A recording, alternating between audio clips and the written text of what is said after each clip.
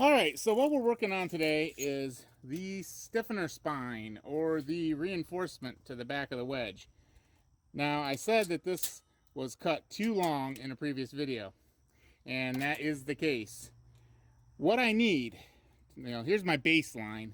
This mark right here is 11 and a quarter. Well, it shows 11 and a half, but I want 11 and a quarter. That gives me 3 inches below the beam. Then here we have the beam, and from here up is going to be the support for the wedge. This will be a mount for some other stuff that I'm going to be working on. All right, the material I have to create this wedge, this is 24-inch material, so kind of disregard it. It's just there as a backdrop to give you an idea what I'm going to be making. The material I have for a wedge is 30 inches for the splitting wedge. So it's 6 inches longer than what I'm showing here. Here's where we are. We have the mount, 3 and a quarter, 8 inch for the beam. This distance from here to here is 10 inches on the new splitter. Right here, this is 8, but then you have 1 inch thickness for the wing.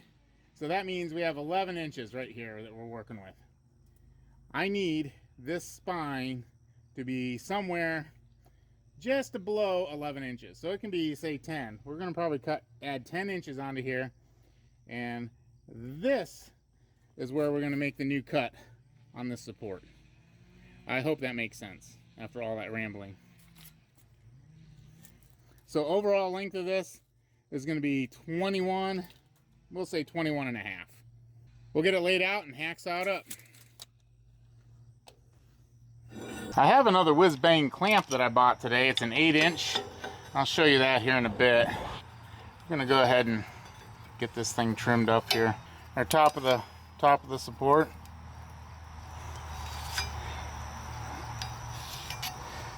I guess I sharpen this sometimes. I go like that and get it sharper so it makes a better mark. Yeah, it's gonna take a while. This steel's pretty smooth. It works better on rusted steel. Alright, so we want halfway, which is gonna be 2.5 inches. That's 2.5. We want this guy to extend out, and we will mark that. That's waist. This is waist. So I'm going to cut in here and then flip it over and come in from this way. Hopefully those corners meet and I don't have to grind too much.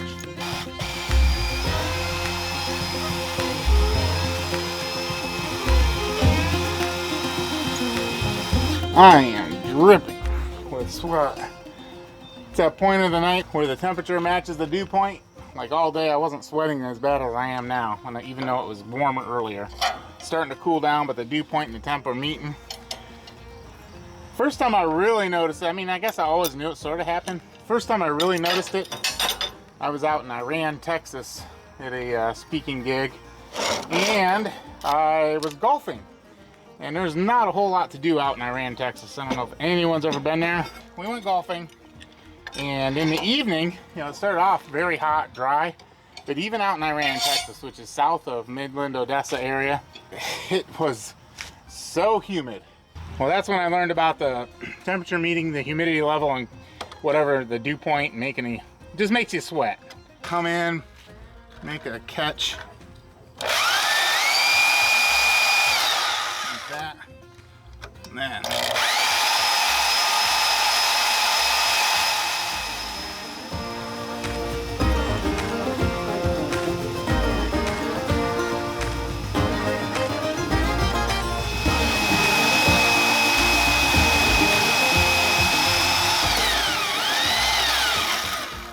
I don't know if I can just snap that off instead of having it drop and smash my toes.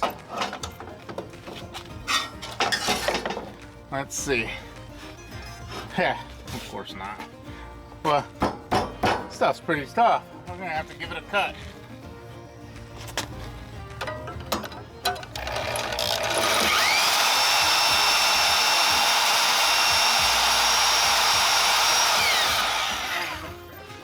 Close enough.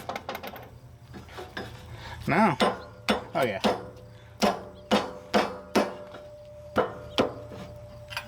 right on the seam. All right, on to the next part. I'll tell you what, one of the biggest helps is to have your son get tools and put them away. It just makes, it doesn't seem like that big of a deal to some people maybe, but for a one-legged guy running back and forth 70 feet into the shop from out front here is kind of a pain. So I'm just gonna touch this real quick. Rotate this guy around. Just take the burrs off.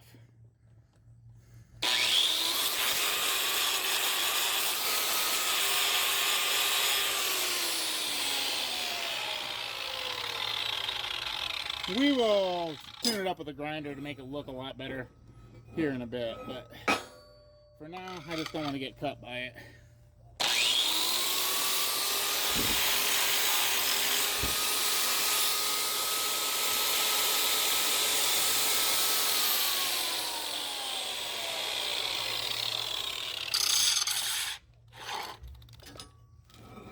Alright, I think we have a wedge support. On to the next part. Spent better part of a day grinding this guy kind of flat. I don't know. The wedge will fit in there pretty good, I think. But yeah, it is kind of a pain to clean up the face on the web where the front part of the splitting wedge will be. So I don't know how much force will be pushed against there, but it took a little bit of grinding to get this thing trued up and cleaned up. Was not my favorite thing to do today. I just kept this thing together because it was a royal pain to put together by myself. So I kept this clamped. I should be able to just slide it back in, and once it's in place, we'll put the shims in and get it set up.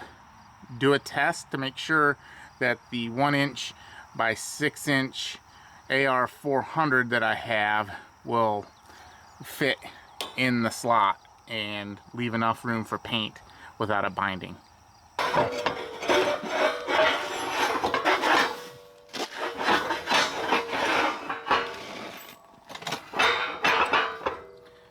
So I'm going to do a measurement and see how far this slot is from here to here. I'm going to make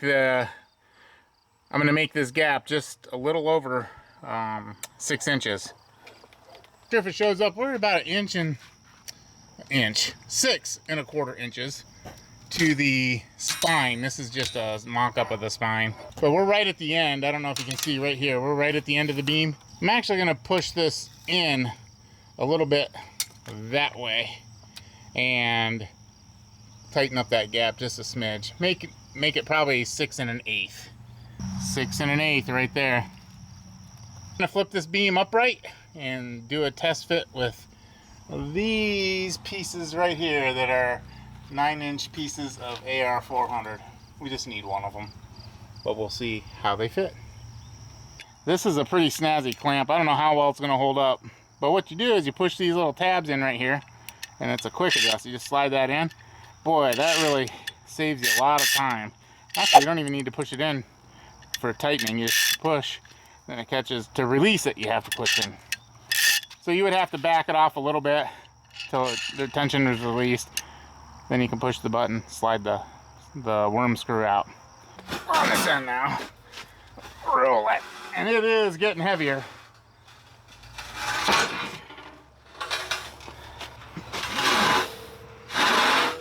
There, a little better. Coming down. If you're a mere mortal and don't have steel toes or fake foot, stand clear. Hopefully it drops clean through. Perfect. Alright, let's do a quick test. 10 1/4 inches, that's good for me. I'll buy that for $1. So as I said in a previous video, we're gonna touch these up, we'll grind them. Now, this is all gonna get boxed in. This is gonna be a point where I'm gonna put a hinged outfeed table at the bottom of the beam. So we will grind this flush, and we're going to plate the end of this up and put little hinge points on there.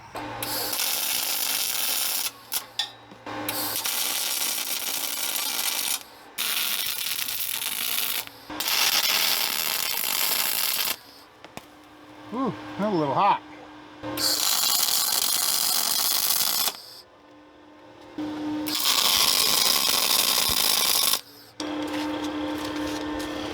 That's money. Measure twice, cut 10 times. 10 1/4. That's what I'm okay with right there.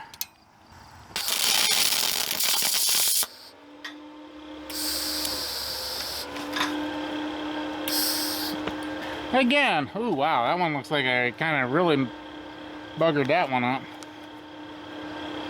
Let's see if I can get that out of there. I think I welded that to the tip. Like, really welded it to the tip. Like, really welded it to the tip.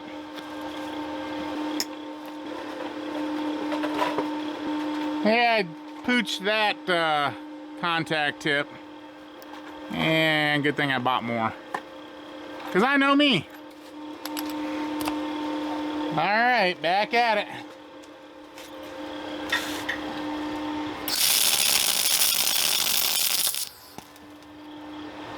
A little bit hot.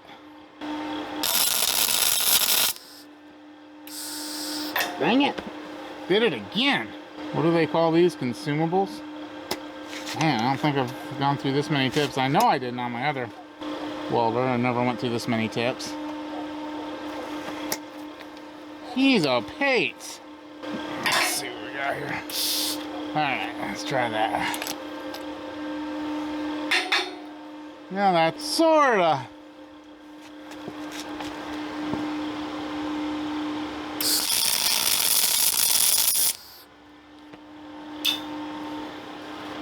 Alright. Yeah. Wow, those are some craptastic tacks, aren't they? Now that we have everything tacked in place, tomorrow we'll finish up all the welding on it. I do want to do one more thing before we sign off. Yeah, the one thing I didn't account for. I didn't check for square right here. Looks like we're going to be grinding out a few little tack welds. She's a little bit out of square. And that is why you don't weld everything. So I guess tomorrow we'll go ahead and break some of these tacks free, get this thing squared up, and weld her in place. Thanks for watching.